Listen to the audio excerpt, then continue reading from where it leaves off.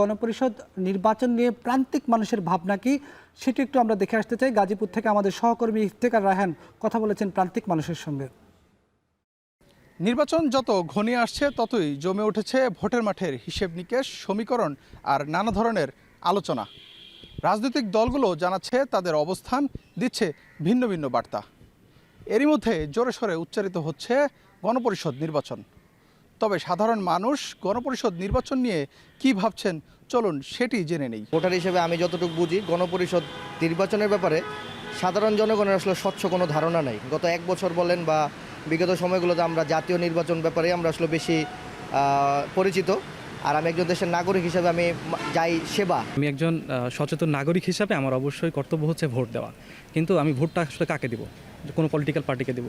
কিন্তু বাংলাদেশের যে সকল এক্সিস্টিং পলিটিক্যাল পার্টিগুলো আছে তাদের অতীত চরিত্র যদি একটু বিশ্লেষণ করি তাহলে দেখি যারা ক্ষমতায় ছিল তাদের ম্যাক্সিমামই তাদের সবাই দেখা যাচ্ছে যে তারা স্বৈরাচার হয়ে উঠেছিল। এর পেছনে ইন্ধনদাতা হিসাবে যে জিনিসটা কাজ করবে সেটা হচ্ছে ৭২-এর যে সংবিধান আছে এটা।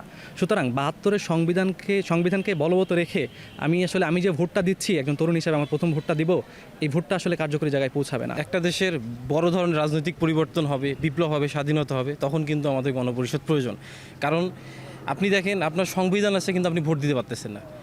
আপনার সংবিধান আছে কিন্তু আপনার মৌলিক অধিকার নাই। সংবিধান আছে কিন্তু বিচার বিভাগ স্বাধীনভাবে কাজ করতে পারতেছে না। তাহলে তো সে সংবিধানের এক্সিস্টেন্স থাকে না। রাজনৈতিক দলগুলো বা নির্বাচিত সরকার ছাড়া আমরা জানি যে সংবিধান পরিবর্তন করা যায় না, কিন্তু দেশের স্বার্থে এটা করাই যেতে পারে। গণঅভ্যুত্থান কিন্তু নির্বাচিত সরকার বা সংবিধানের আলোকে হয় নাই। গণপরিষদ নির্বাচন বিষয়টা সম্পর্কে অনেকেই অবগত না, এটা সম্পর্কে আমাদের অনেকেরই ধারণা নাই।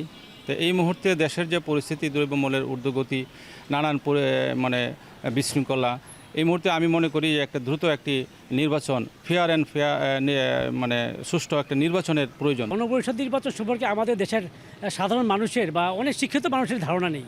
তাই এই মুহূর্তে গণপরিষদের নির্বাচনের চাইতে সাধারণ নির্বাচনটা জরুরি হয়ে পড়েছে। গণপরিষদের নির্বাচনটা এটি কিন্তু আমরা কিছু জানিও না, বুঝিও না।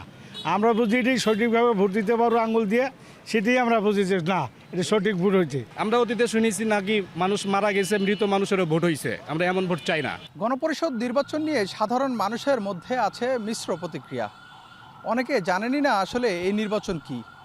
কেউ বলছেন সংসদ নির্বাচনই ভালো সমাধান, আবার কেউ কেউ মনে করছেন গণপরিষদ নির্বাচনেই মিলবে নতুন পথ। তবে শেষ পর্যন্ত এই প্রশ্ন থেকেই যাচ্ছে, দেশের ভবিষ্যৎ কাঠামো গড়বে কোন পথে? ইফতেখার রায়হান, এখন গাজীপুর।